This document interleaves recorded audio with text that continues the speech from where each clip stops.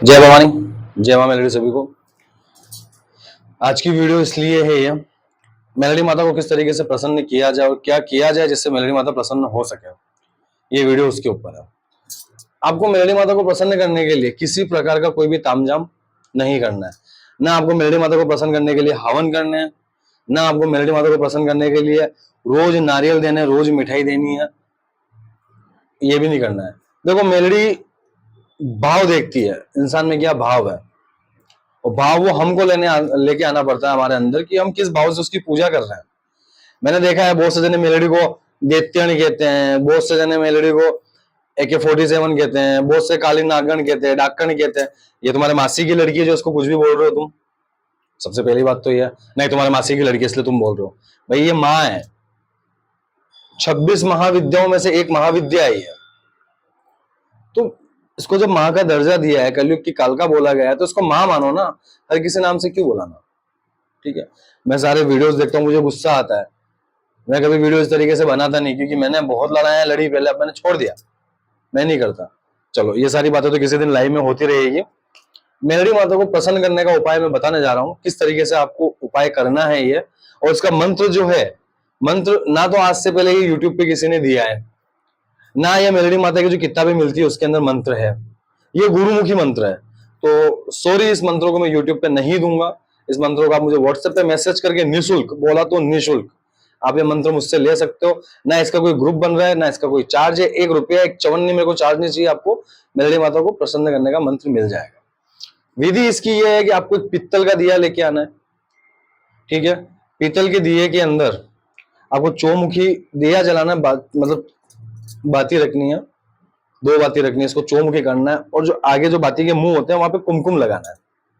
कुमकुम लगाने के बाद में, ठीक है, एक नारियल लेना है, सिर्फ एक नारियल, रोज नहीं चढ़ाना है, एक नारियल लेना है आपको। ठीक है, वो नारियल के ऊपर, जैसे ये नारियल है, नारियल को 5 बार नाड़ा छड़ी कह सकते हो, लच्छा कह सकते हो। ठीक है, जिसको समझ में नहीं आता है वो रोली कह सकता है। ठीक है, तो ये रोली का धागा, नाड़ा छड़ी वगैरह लच्छा जो कहते हैं वो लेके आना है। उसको 5 बार लपेट के एक खड़ी गांठ मारनी है।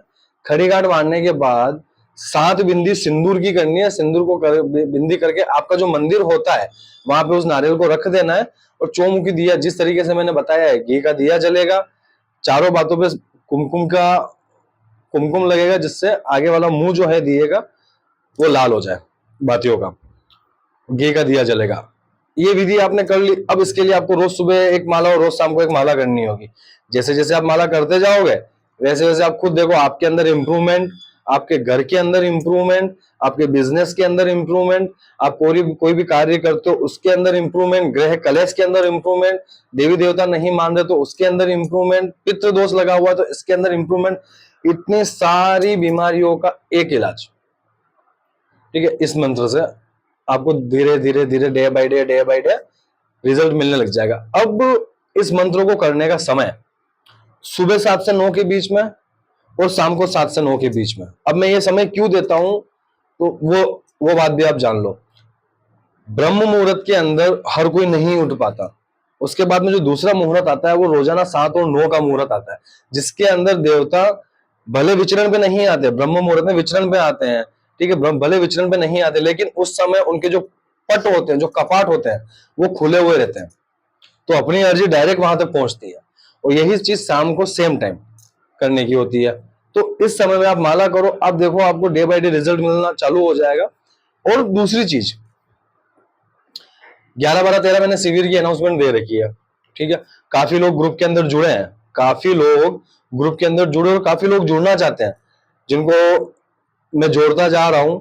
ठीक है ना, सिंपल सी बात है। देखो, मेरा ग्रुप निःशुल्क है, कोई रजिस्ट्रेशन चार्ज नहीं है, साधना निःशुल्क है। रहना खाना पीना आपको आपके हिसाब से मैनेज करना है, वो तो आप कहीं भी जाओगे आपको आपके हिसाब से मैनेज करना है।